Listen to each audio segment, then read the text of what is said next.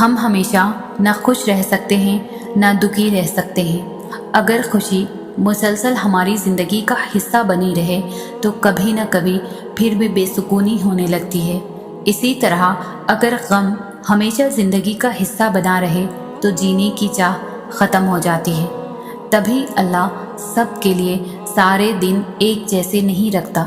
کبھی وہ غم زندگی میں لاتا ہے، کبھی خوشی، تاکہ ہمیں بے سکونی نہ ہو، تاکہ ہم زندگی سے اکتا نہ جائیں۔ اور دنیا تو مشقت کا نام ہے، یہ عارضی ہے، مستقل نہیں۔ یہاں بس ہم اپنے حصے کا وقت کاٹنے آئے ہیں اور کچھ باتیں سیکھنے آئے ہیں، اللہ کی پہچان کرنے آئے ہیں۔ اس نے انسان کو مضبوط تو بہت بنایا ہے، لیکن یہ جو سینے میں دل رکھ دیا، سارا معاملہ اس پر ڈال دیا کہ چاہو تو یہ پتھر سے بھی سخت اور نہ چاہو تو شیشے سے بھی زیادہ نازک۔ یہ چاہے تو لمبا سفر لمحوں میں طے کر لے اور نہ چاہے تو ایک قدم پہ تھکا دے۔ لیکن جانتے ہو، تھکاوٹ ہمیشہ دو طرح کی ہوتی ہے۔ ایک وہ تھکاوٹ جب نیند کی ضرورت ہوتی ہے اور دوسری وہ تھکاوٹ جب سکون کی ضرورت ہوتی ہے۔ نیند کی تھکاوٹ تو سو لینے کے بعد دور ہو جاتی ہے، لیکن سکون کی تھکاوٹ ختم ہوتے ہوتے صدیاں گزر جاتی ہے۔ اور یہ تھکاوٹ بس تب دور ہوتی ہے جب انسان اللہ کی طرف واپس پلٹتا ہے، جب اللہ کے فیصلوں پر خوش ہونا سیکھ جاتا ہے، جب اللہ سے محبت کرنا سیکھ جاتا ہے، جب اللہ کو ڈھونڈ لیتا ہے۔ ورنہ کتنا بھی سو لو، کتنا بھی آرام کر لو، کتنا کچھ کیوں نہ ہو آپ کے پاس، لیکن اگر اللہ نہیں تو کسی کا ہونا سکون نہیں دے گا۔ تھکاوٹیں تو بس اللہ ہی دور کر سکتا ہے۔ توکل معجزوں کا دروازہ ہے، ایسا دروازہ جس میں بے یقین لوگ کبھی داخل نہیں ہو سکتے۔ تمہارا مقدر تمہارے اپنے ہاتھ میں ہے۔ زندگی کو پرسکون اور بے سکون تم خود ہی بناتے ہو۔ تم وقت کے ساتھ نہیں چلتے ہو، بلکہ جہاں جو حادثہ روک دے وہیں تمام عمر ٹھہرے رہتے ہو۔ تمہارے آس پاس کتنی بے شمار نعمتیں ہوتی ہیں اور تم ایک محرومی کے لیے ان سب کو نظر انداز کر دیتے ہو۔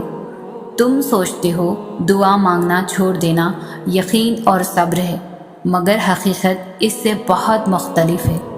یقین تو وہ ہے جب کچھ نہ ہونے کے بعد بھی دعا کے لیے ہاتھ اٹھائے جاتے ہیں۔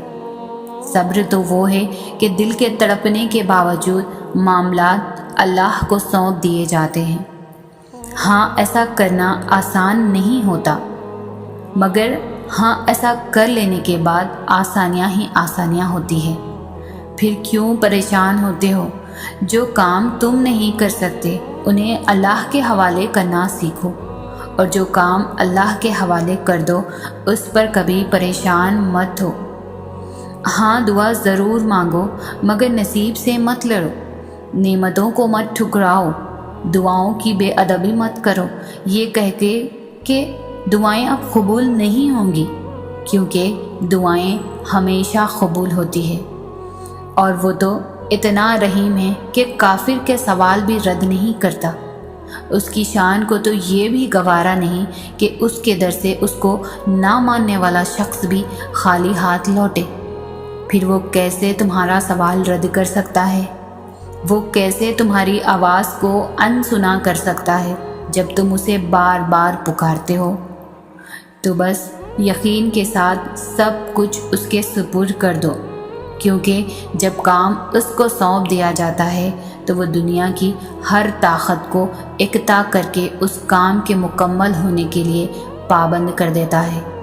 اور پھر جب تم اللہ کے فیصلوں پر سر جھکانا سیکھ جاتے ہو تب وہ تمہیں کن سے نواز دیتا ہے۔ بس پھر تم ہوتے ہو، اللہ ہوتا ہے، تمہاری جیت ہوتی ہے اور بدلتا ہوا مقدر ہوتا ہے۔ اللہ کوئی بھی چیز بے مقصد نہیں بناتا، کوئی بھی چیز بے مقصد تمہاری زندگی میں نہیں لاتا۔ ہر شخص کا آنا اور زندگی سے چلے جانا خاص مقصد سے ہے۔ کچھ لوگوں کے ذریعے وہ ہمیں شکر کے آداب سکھاتے ہیں جن کو دیکھ کر دل سکون سے بھر جاتا ہے اور زندگی محسوس ہونے لگتی ہے۔ ایسے لوگوں کو دیکھ کر انسان اس کے ہونے کا شکر کرتا ہے۔ ایسے ہی اللہ ہمیں کچھ ایسے لوگوں سے بھی ملواتا ہے جن سے ہمیں تکلیف کے سوا کچھ حاصل نہیں ہوتا، اور ایسے لوگوں کے ذریعے ہمیں صبر کرنا اور ضبط کرنا سکھاتا ہے۔ زندگی میں کچھ بھی مستقل نہیں رہتا۔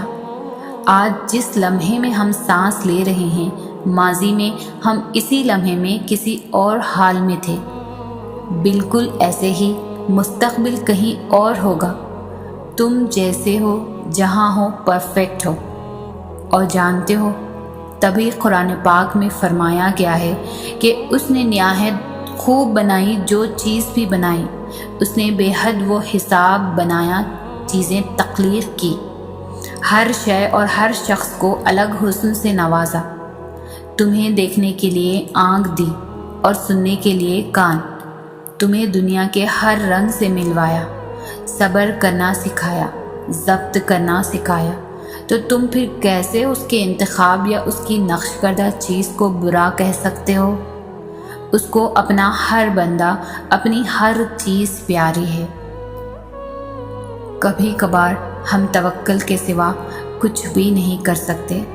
ہاں، تب بہت خوف آتا ہے جب توکل کرنے کے علاوہ کوئی بھی راستہ ہمارے پاس نہیں بچتا، پھر وسوسے ستاتے ہیں، پھر بن راہیں ہماری سانسیں اپنے ہاتھ میں لیے کھڑی ہوتی ہے، بس یوں لگتا ہے جیسے ابھی سب ختم ہو جائے گا، سانسیں یہیں رک جائیں گی۔ توکل کا سفر صبر کے سفر سے بھی زیادہ مشکل ہوتا ہے، کیونکہ صبر کے سفر میں تو انسان دل کو سمجھا لیتا ہے کہ جو ہے بس وہی ہے، لیکن توکل ایسا موڑ ہے جہاں دل کو یہ پتہ بھی نہیں ہوتا کہ سب ختم ہو گیا، لیکن پھر بھی ہم یقین کا انتخاب کرتے ہیں، اور شاید تب ہم یقین کی آخری انتہا پر ہوتے ہیں جب نصیب سب کر گزرتا ہے، لیکن پھر بھی ہمیں اللہ کی قدرتوں پر زیادہ یقین ہوتا ہے۔ شاید ہمارا وہ انتخاب ہی ہمیں اس تک لے جاتا ہے جس تک جانے کے سارے راستے ختم ہو چکے ہوتے ہیں۔ شاید کبھی کبھار سب غائب ہو جانے کے بعد بھی مل جانے کا یقین رکھنا چاہیے۔ شاید اللہ کو سانسوں کی یہ ڈور سونپ دینے سے ہی ہمیں نئی زندگی مل جاتی ہے۔ شاید معجزوں سے پہلے واقعی کوئی راستہ باقی نہیں رہتا سوائے اللہ پر بھروسہ رکھنے کے، سوائے اللہ سے مدد مانگنے کے۔ ناممکن سے ممکن تک کا جو فاصلہ ہے وہ بس اتنا سا ہے جتنا تمہارے ایک ہاتھ کا دوسرے ہاتھ سے، اور کبھی کبھار تم اتنے سے فاصلے کو بھی دیکھ نہیں پاتے ہو، کیونکہ تمہارے تخلیق کردہ وسوسے اور تمہاری التجاؤں کے رد ہونے کا خوف تمہارے یقین پہ اتنا حاوی ہو جاتا ہے کہ تم بھول جاتے ہو کہ کوئی ہے جو تمہیں کبھی بھولنے والا نہیں۔ دعاؤں کی طاقت کی انتہا تو یہ ہے کہ اللہ خود اپنے لکھے ہوئے نصیب کے باوجود بھی تمہاری رضامندی کا انتظار کرتا ہے کہ جو تمہیں پسند نہیں اسے اپنے مطابق جتنی دفعہ بھی چاہو بدل ڈالو۔ وہ تو چاہتا ہے کہ تم اس سے مانگو اور وہ تمہاری پسند کو پسند کر لے۔ تمہیں لگتا ہے وہ تمہیں تمہاری رضا کا ایک قطرہ نہیں دے سکتا، جس کی دسترس میں 7 سمندر ہے، تو پھر جس کی ذات اتنی لامحدود ہے کہ دونوں جہانوں میں بھی سما نہ پائے، اس سے محدود دعائیں کیسی؟ وہ مانگو جو پانا چاہتے ہو، پھر یہ مت دیکھو کہ تم وہ پا سکتے ہو یا نہیں۔ توکل رکھ کر چل دو، منزل کا فیصلہ رب پر چھوڑ دو، اور جلد ہی اللہ تمہارے لیے ایسے معجزے بھیجے گا جس کی نہ کوئی حد ہوگی اور نہ ہی کوئی اختتام۔